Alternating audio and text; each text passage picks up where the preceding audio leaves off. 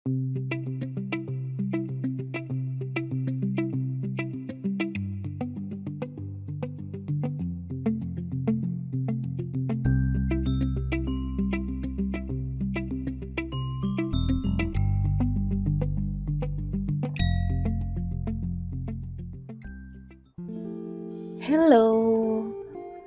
Assalamualaikum warahmatullahi wabarakatuh. Ketemu lagi dengan saya, Novriska Krisanya, dalam Sharing with Anya. Ya, program ini masih terus saya lakukan, karena sekarang saya mulai menikmatinya. Tetap pada prinsip let us share because it is beautiful. Ya, ternyata berbagi itu indah. Dan saya harap apa yang saya bagikan ini dapat bermanfaat bagi kita semua ya, bagi kalian yang menyaksikan, dan juga mungkin feedback dari kalian itu bisa bermanfaat juga bagi saya. Nah, hari ini saya akan sharing dan masih tentang marketing. Hari ini saya ambil subtopiknya itu understanding customer needs. Kira-kira apa sih yang bakal kita bahas? Mungkin tiap video singkat-singkat ya, saya pikir supaya lebih enak aja gitu nyaksiinnya, terus lebih dapat message-nya, sehingga kita bisa bareng-bareng nih diskusinya. Customer needs itu pasti udah nggak asing lagi ya, kita dengar istilah itu apalagi di dunia marketing gitu. Nah, customer needs itu biasanya merupakan konsep dasar ya dari marketing. Yang mendasari marketing itu adalah human needs. Human adalah manusia, adalah merupakan objek utama dari si marketing ini gitu kan. Apa yang dihasilkan oleh marketer atau company atau perusahaan, tujuannya adalah untuk dipasarkan, dijual kepada human gitu, kepada people, manusia. Nah, dalam marketing itu ada konsep dasar banget yang namanya needs, wants, and demands. Pasti dari kalian semua pasti udah sering dengar nih needs, wants, and demands.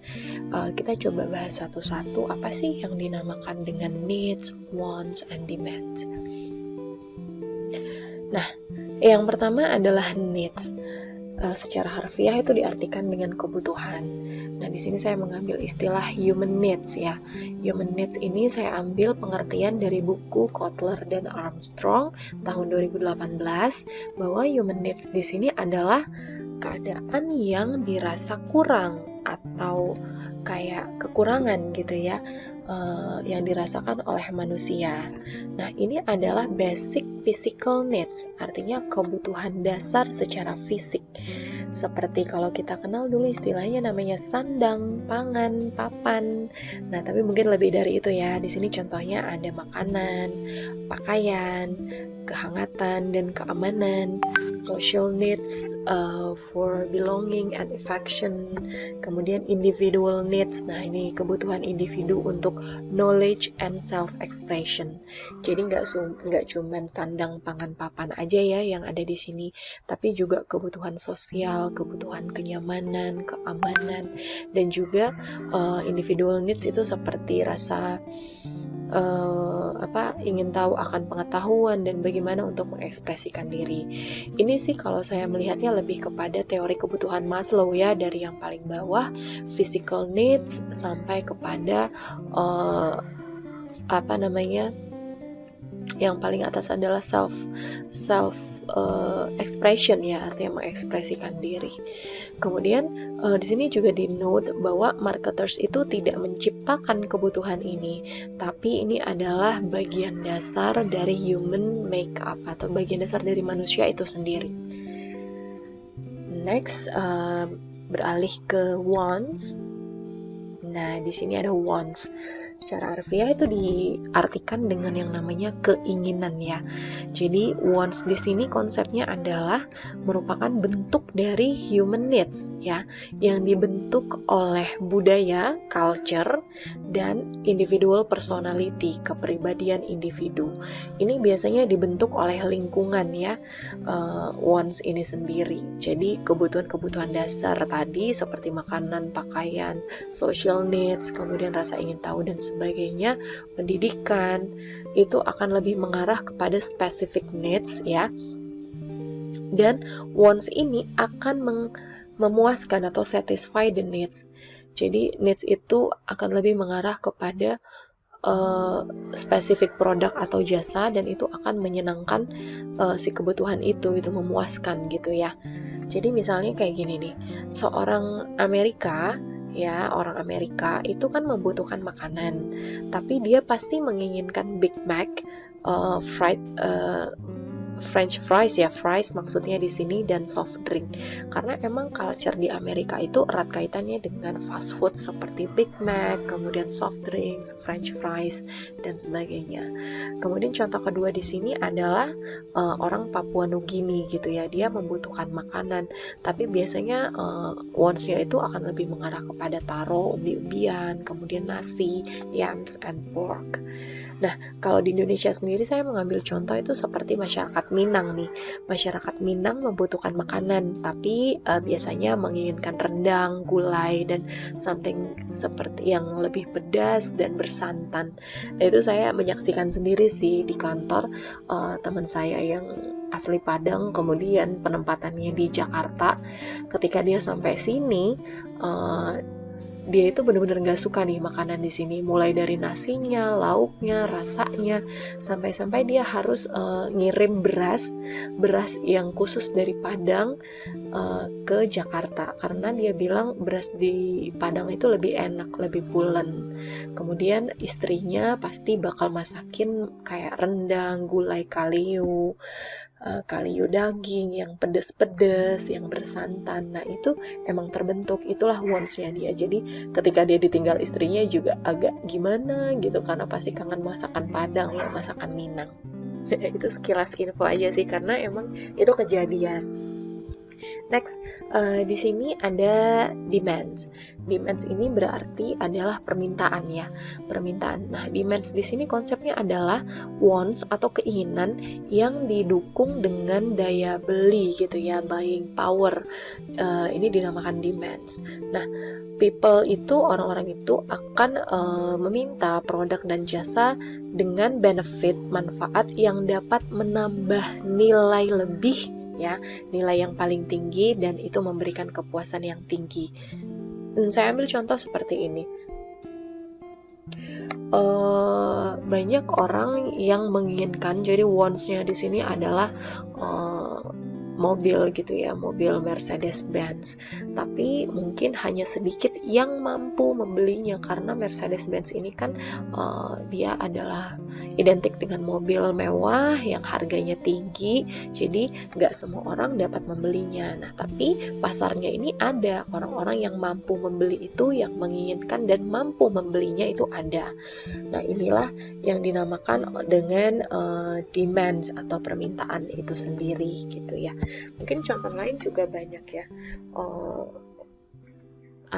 Wants-nya itu misalnya pengen pakaian gitu, pakaian ya. Pakaian itu adalah kebutuhan dasar, needs-nya.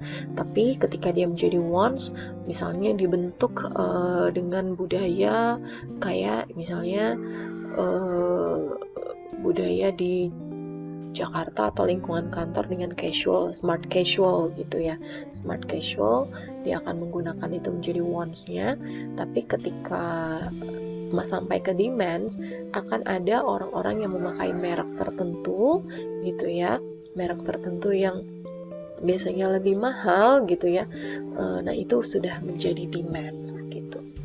Nah, kurang lebih seperti itu tuh konsep needs, wants, and demands. Jadi bagaimana perubahan dari yang namanya kebutuhan dasar yaitu needs, kemudian dia bergerak menjadi specific product, dan itu bisa memuaskan kebutuhan itu tadi ya, itu menjadi wants. Dan ketika wants ini semakin spesifik dan itu didukung dengan daya beli atau buying power, maka dia akan bergerak menjadi demands. Nah, inilah yang harus dianalisis oleh marketer gitu ya, dianalisis lebih lanjut sehingga dia dapat menciptakan produk atau jasa yang dapat memenuhi demands itu sendiri gitu. Secara singkat tuh seperti ini ya, saya lebih senang gambarinnya secara seperti ini. Misalnya needs itu kebutuhan dasar ya, seperti udara, makanan, pakaian, papan, rekreasi, pendidikan, dan hiburan. Nah, ketika dia direct mengarah kepada spesifik objek yang dapat memuaskan kebutuhan, dia bergerak menjadi wants. Wants tadi, misalnya tadi orang butuh makan, orang Afghanistan butuh makan, tapi orang Afghanistan pasti akan makan nasi kebuli karena itu dibentuk dengan society-nya dia atau budayanya atau lingkungannya dia. Nah, ketika wants ini wants itu untuk produk tertentu dan itu disertai dengan ability to pay, buying power tadi, daya beli, dia akan bergerak menjadi demands. Saya punya contoh di sini ya, kayak misalnya udara.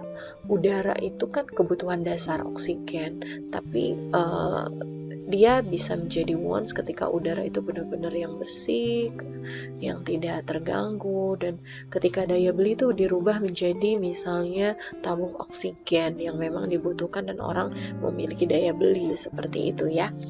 Atau mungkin teknologi-teknologi lain yang bisa menghasilkan oksigen lebih sehingga itu memang dicari oleh orang. Nah, di slide selanjutnya ini saya mau gambarin sedikit realita-realita yang terjadi di era marketing sekarang. Dengan adanya teknologi, globalisasi, dan tanggung jawab sosial, konsumen maupun company itu memiliki capabilities yang baru, kapabilitas yang baru.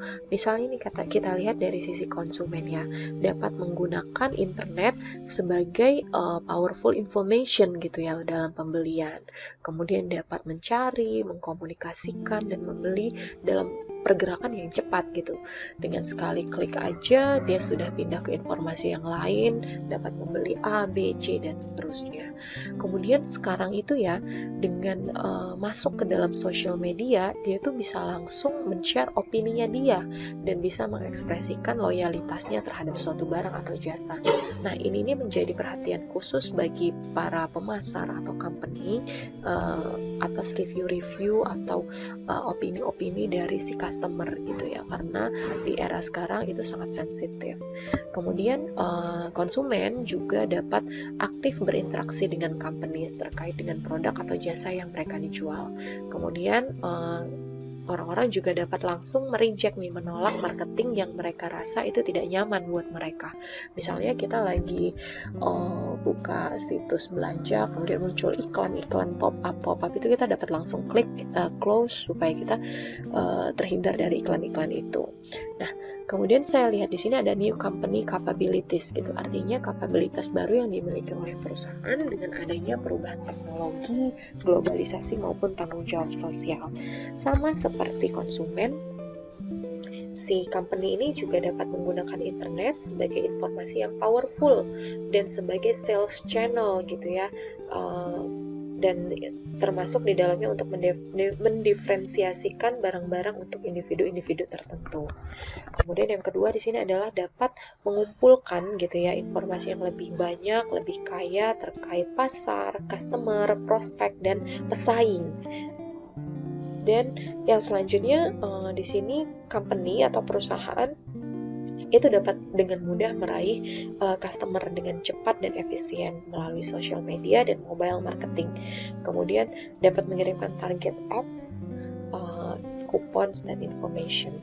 Kemudian di sini juga dapat mengimprove purchasing, recruiting, training, internal dan eksternal komunikasi dengan adanya teknologi.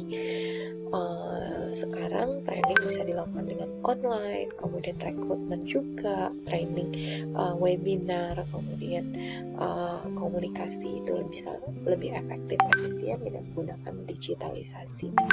Dan di sini yang paling penting adalah improve cost efficiency. Nah, itu tadi new marketing realities yang kita hadapi dan itu kita rasakan semuanya. Terima kasih untuk telah menyaksikan episode ketiga kali ini masih dalam edisi marketing. Di sini saya tetap menampilkan bahwa good marketing is no accident. Saya juga masih belajar dan saya tertarik ya, karena dulu saya awalnya adalah orang yang nggak suka dengan yang namanya kuesioner, sehingga saya memilih finance management untuk S1. Tapi ketika saya memasuki dunia kerja, sepertinya marketing itu menarik, dan akhirnya saya melanjutkan pendidikan dengan marketing ya, konsentrasi marketing. Dan saya sedang kembali mempelajari tentang marketing, makanya saya butuh informasi dari kalian, sharing dari kalian, feedback terkait hal ini supaya saya juga terupdate. Terima kasih telah menyaksikan. Jangan lupa tunggu di episode berikutnya karena saya akan tetap sharing with Anya di sini. Jangan lupa like, comment, dan subscribe jika kalian merasa ini bermanfaat. Thank you. Wassalamualaikum warahmatullahi wabarakatuh. Bye.